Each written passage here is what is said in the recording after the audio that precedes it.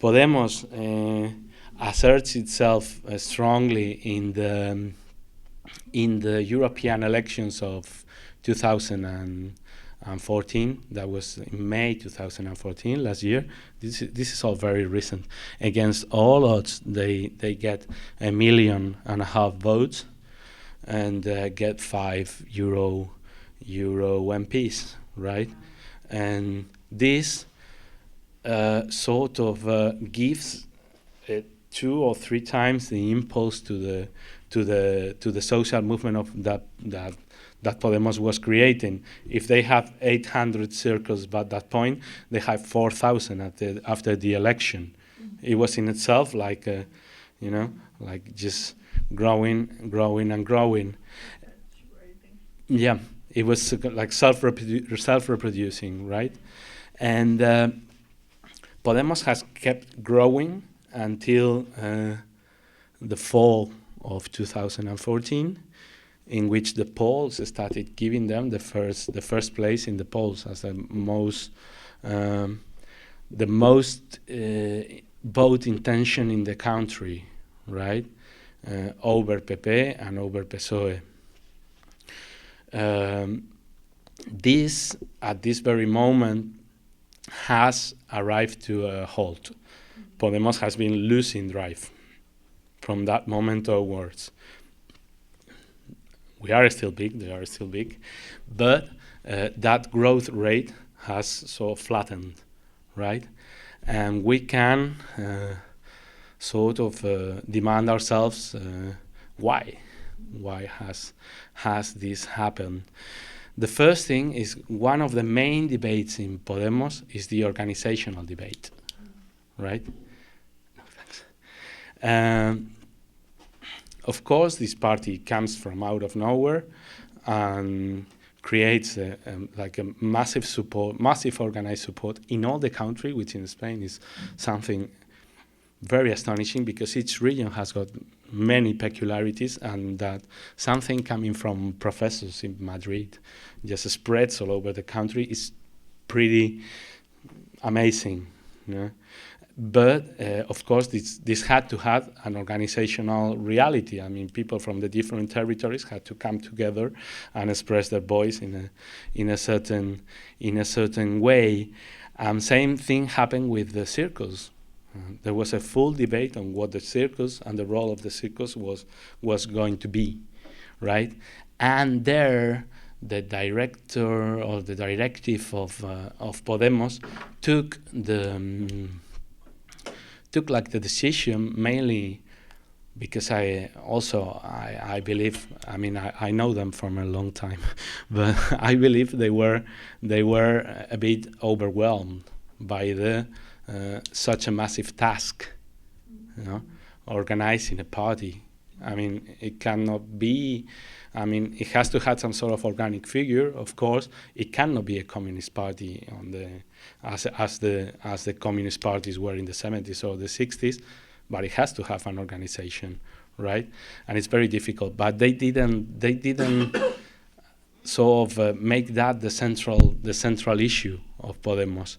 They sort of bypassed that in the form of populist politics, that is going to the media and talking to people they believe were there are non-militants that were in the circles, in order to create a majority, right?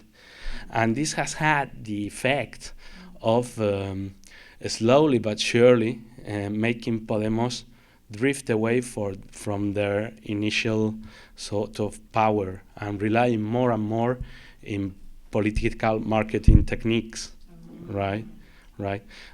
Having an organization is not only about, or organizing in a situation like this is not only about giving, you know, all the voices in the party the same weight and all that. Of course, there is something about that, but it's also a weight, and a very important that in the 20s and the early years of the 20th century, the socialist and communist parties knew it well.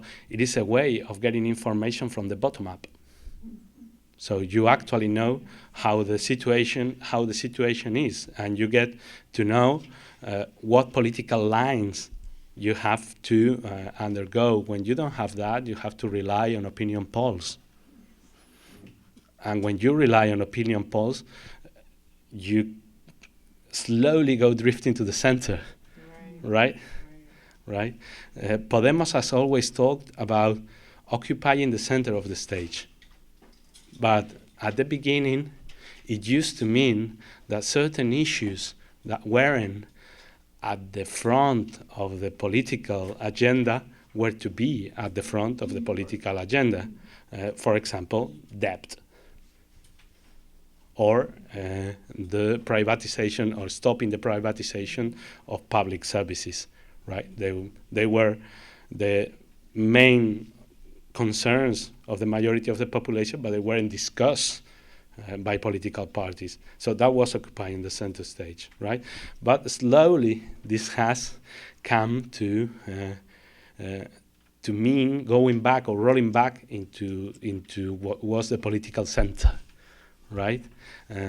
For example, the economical program of Podemos was written by two economists that are clearly social democratic Keynesian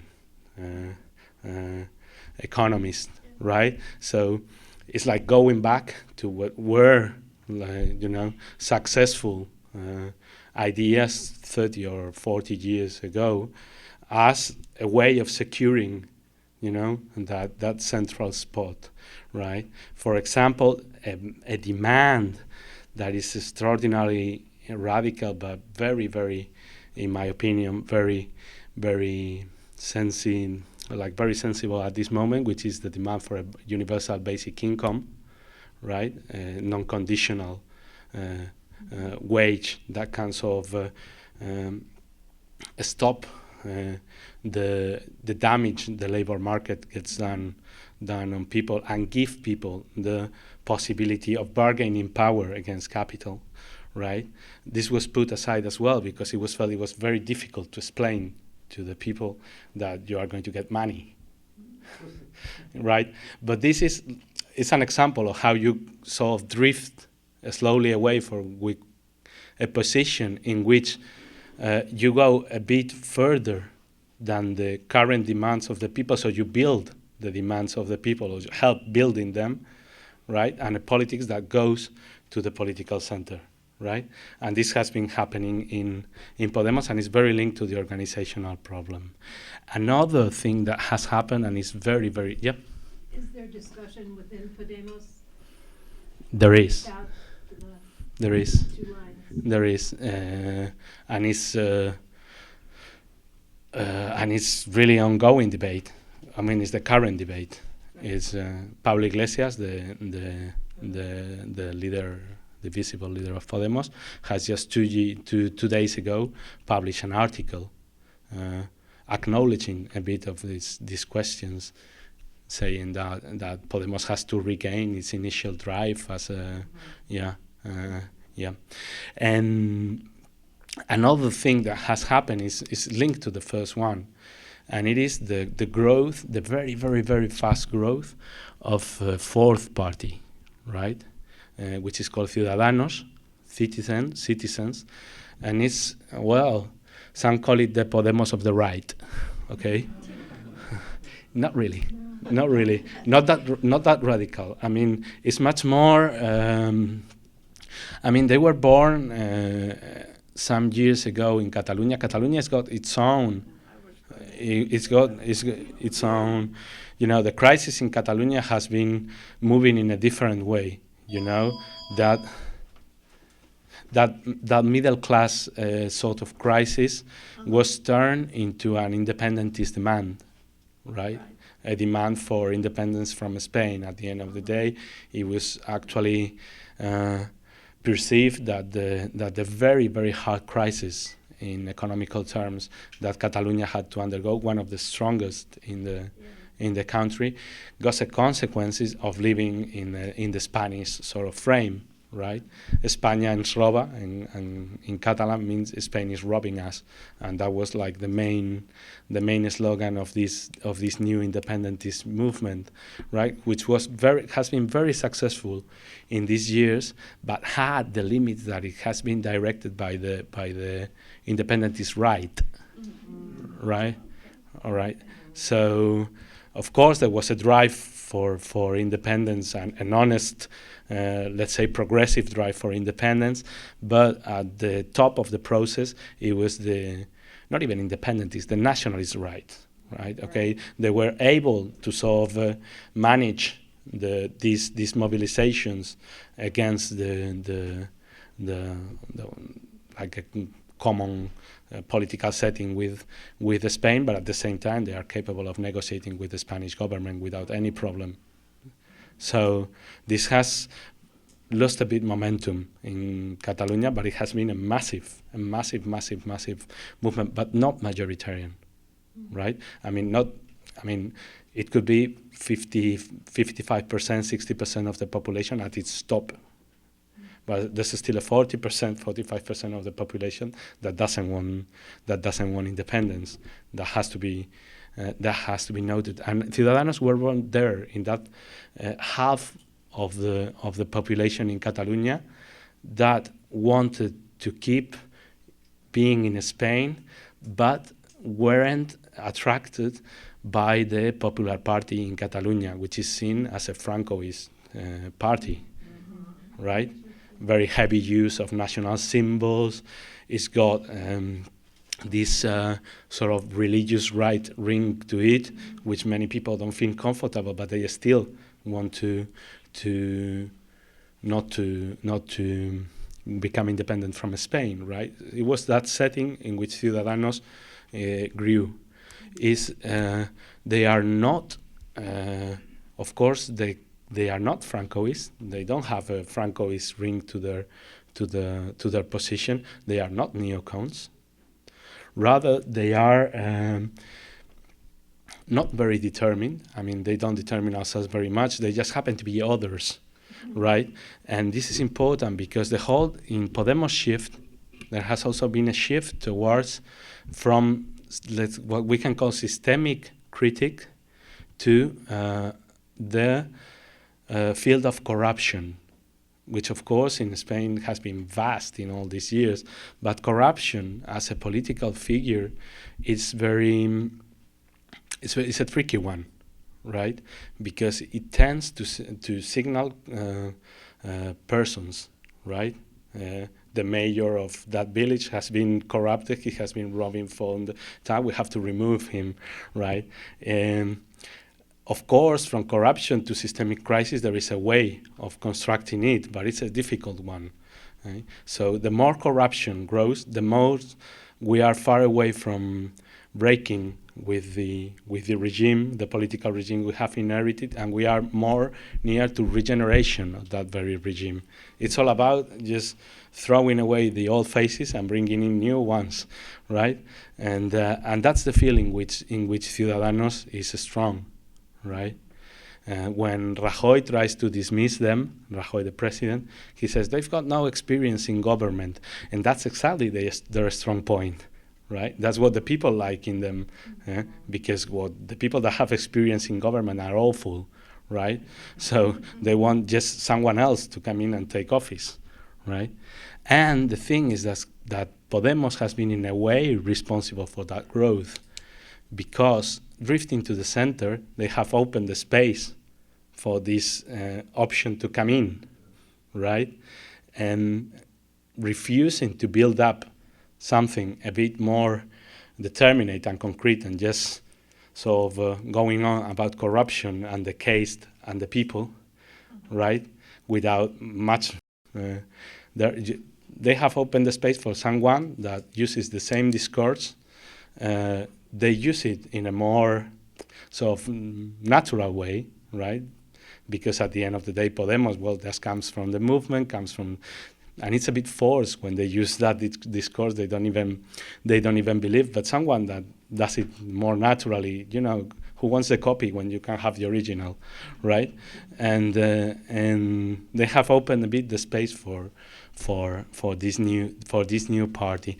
And just one last thing, and I finish, as reasons of the loss of drive for Podemos, is that the economic situation has somehow established, somehow sort of stopped falling and steadied. Right, that's the word. And the European community has learned certain lessons from the Greek case, right? And even though in very short term, but some measures have been put forward in order to avoid a sudden change in Spain, because Spain is the fourth economy in the Eurozone, right? And a radical change in Spain could reverberate in the whole of Europe, and they know this. They have put forward quantitative easing measures, such as the one you are having here from 2007, no, later, 2009 onwards, which, of course, then don't generate big growth cycles, but are able to steady. They calm down the debt markets. Financing for the state is not so difficult. Some money goes to the real estate cycle, even though not in the proportion it used to be, and sort of eases up a bit the situation, the economic situation. And of course, that this is bad for Podemos, and it's intentionally bad for Podemos, right? It's not going to last very long, but until the elections in November will probably last. And for example, there is a program of cuts and privatization that amounts to 20,000 million euro, which is a lot, which is been postponed, right, by the European Commission, because they know if it's implemented, the government would simply just blow away. Anytime the government has undergone, that is both for PSOE and PP, anytime they have undergo measures of privatization and cuts, their popularity has dropped in the polls by 10%. Very, very sharp drops, because they are very unpopular, right? So these two things are sort of steadying the whole thing. And just to finish, just to give you a hint of how the situation is now, of course things are moving very, very, very, very fast. I mean, if I would have been talking to you 3 months ago, this last part of my talk wouldn't have existed. Things are going very, very fast, and we don't know exactly where are we going to be in November when the general elections are held. But at the moment, the current scenario is what we call 20-20-20-20. That is 4 20s. That is PP 20%, PSOE 20%, Podemos 20%, and Ciudadanos, the new right-wing Podemos, 20%.